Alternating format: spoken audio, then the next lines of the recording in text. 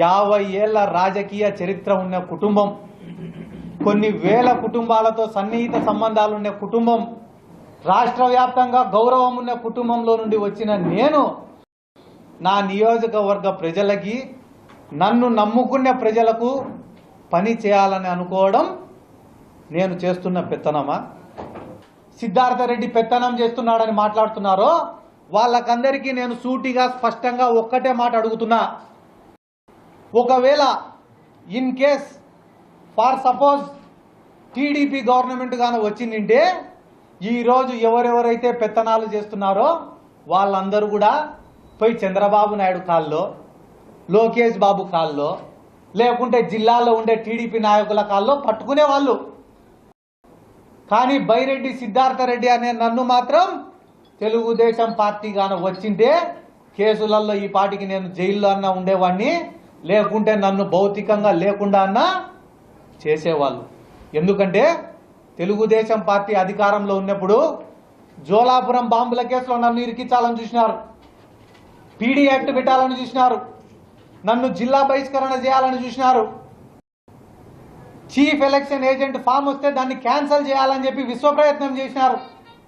చివరికి కౌంటింగ్ ఏజెంట్గా పోతే 5 నిమిషాల్లో కౌంటింగ్ కేంద్రం నుండి నన్ను బయటికి పంపించినారు. ఒక పెళ్లికి పోతేనో, ఒక చావుకు పోతేనో నా కార్లు ఆపి చెక్కింగులు చేసినారు. తొందరలోనే మా నందికొట్కూరు నియోజకవర్గంలో భారీ ఎత్తున 15,000 నుండి 20,000 మందితో కార్యకర్తల సమావేశాన్ని ఏర్పాటు చేస్తా. కార్యకర్తల అభిప్రాయాలను, కార్యకర్తలు పడుతున్న మనోవేదనను జగన్మోహన్ రెడ్డి గారికి తెలియజేస్తా. వచ్చే స్థానిక సంస్థల ఎన్నికల్లో నందికొట్కూరు నియోజకవర్గంలో మొన్న జరిగిన అసెంబ్లీ ఎలక్షన్ల కన్నా భారీ స్థాయిలో గెలిపించి వైఎస్ఆర్ కాంగ్రెస్ పార్టీ జెండాను ఎగరేస్తాను మీకు అందరికీ ఈ సందర్భంగా తెలియజేసుకుంటూ, ఎవడైతే మనం ఇబ్బంది పెడితే సిద్ధార్థ రెడ్డి పార్టీ ఇడిచిపెట్టి పోతాడని అనుకుంటున్నారో వాళ్ళందరూ కూడా ఆ పైన ఉండేది చదవండి సార్.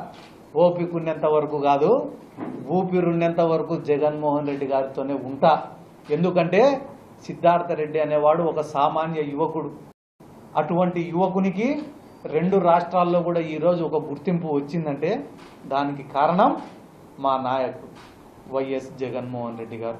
పార్టీకి ఇంతవరకు ఎవరెవరైతే ఇబ్బందులు కలగజేసినారో వాళ్ళందరిపైన ఇప్పటికే జగన్మోహన్ రెడ్డి గారికి వివరించిన, నిన్న మొన్న ఏమేమైతే జరిగినాయో వాటిపైన కూడా జగన్మోహన్ రెడ్డి గారికి డీటెయిల్డ్ రిపోర్ట్ ఇస్తా.